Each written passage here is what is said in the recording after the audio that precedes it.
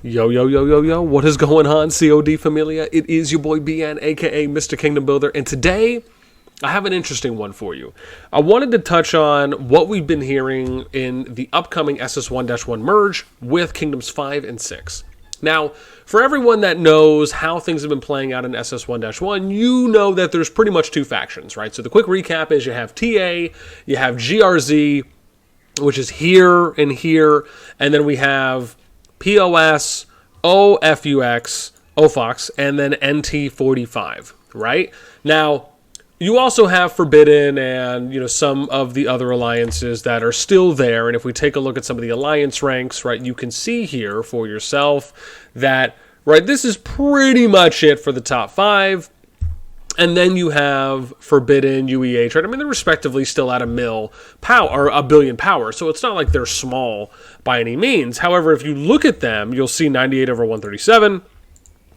And then here you'll see 128 over 134, right? So again, UEH might be a little bit more healthily active, if that's a thing. Maybe their average power per player is just a little bit lower than those that are in Forbidden. But for all intents and purposes, we're really looking at the top five.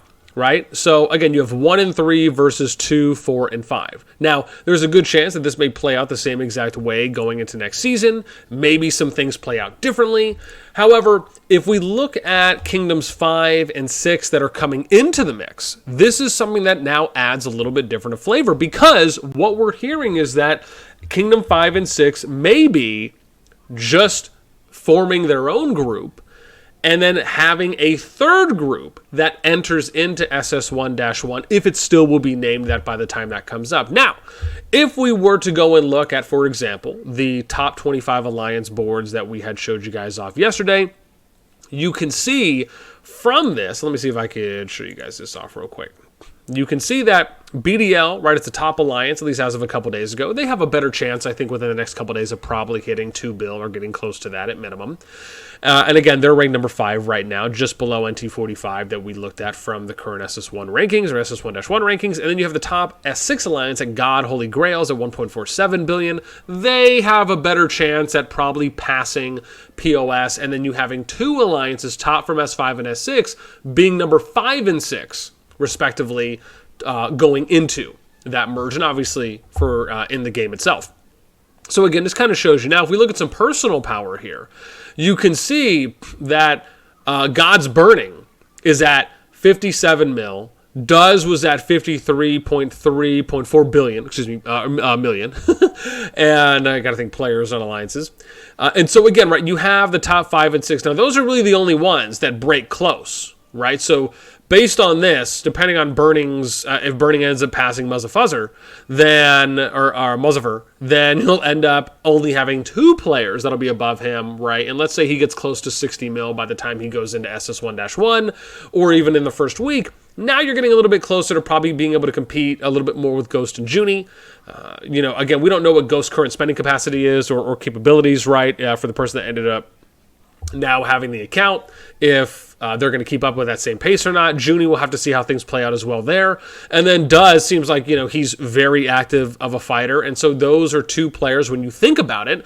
If Duz is eventually able to move past Midas and then maybe move past the other TA player and catch up a little bit more with Burning going into that first week of SS1-1, then now you're looking like they could be the 4th and 5th. I think that's probably where they'd like to try and be, is either 4 and 5 or 3 and 4 for the strongest players going in. Right now, they'll be able to keep up a little bit more with Junie and Ghost, Muzza, Midas, the other TA player here as well, right, as things progress. So that, to me, seems like the ideal state for them to try and get into. Now, this is where the kicker comes in, which is, and as always, if you guys enjoy the content, make sure you sub, like, ring the notification bell. If you want to join and be a part of our conversation, hit up the Discord. You can find a link to that in the pinned comment description right down below.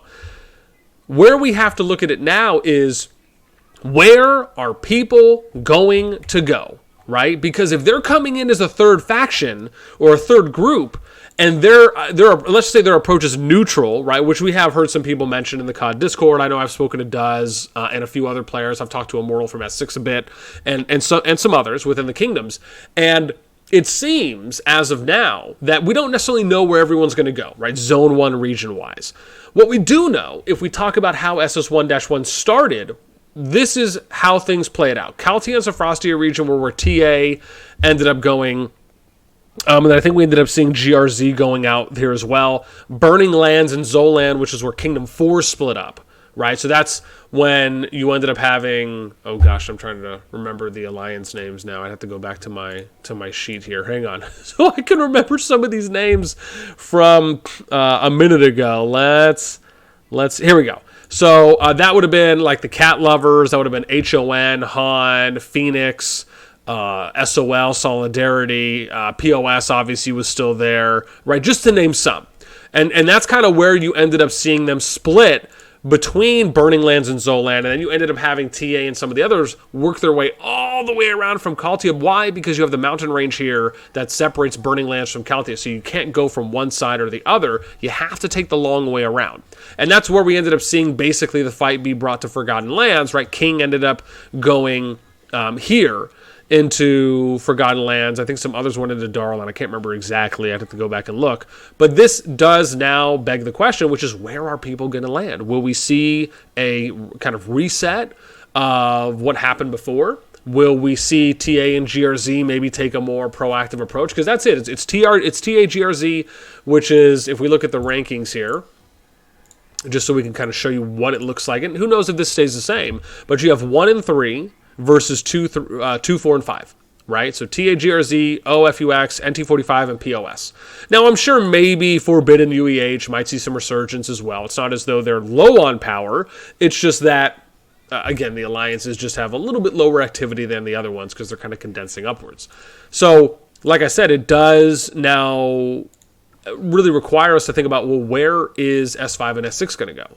That's something that I'm curious, because this is the thing, going into SS1-1, all of the kingdoms actually more or less talked, right? Even though, yeah, it may not have been everyone kind of on amicable terms, or the best of terms, but everyone was at least able to say, hey, look, we're going to go here, you're going to go here, you're going to go there, and then the fourth kingdom's going to go to this region. And it just worked, right? It was wild that there was really only ever one small skirmish / battle during that time that I believe ended up happening in Zoland between where I ended up starting out. And so, again, is there a higher percentage chance that something like that might happen this time around? Because, again, we only have a couple days until we end up seeing, and we can show you that too as well, right, that merge that's going to come up.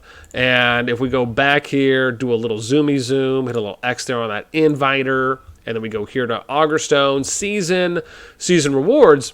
Again, 3 UTC is when the new server is going to begin, right? So for me, I think that would be about 10 p.m. local time for me, East Coast. So again, and we have less than, it's going to be the 19th soon, so you got less than 4 days at this time before all of that mamma jamma goes down. So what I want to know is this, right? As we get close here, I want to know, if you're in SS1-1, what are you hearing? Where do you think your alliance is going to be going? If you're in S5 and S6, where are you guys planning to going? I'm sure we might get some feints and things like that thrown out, but I am curious. And then to the community, let me pass the question to you, right? For those that remember all the amazing fighting and all the amazing PvP that was happening in Forgotten Lands, man, I was covering it daily, and it was just an absolute blast. I am hoping for some good PvP, some good engagement, some good battles. I want to know from you, again, where do you think some of these alliances should start?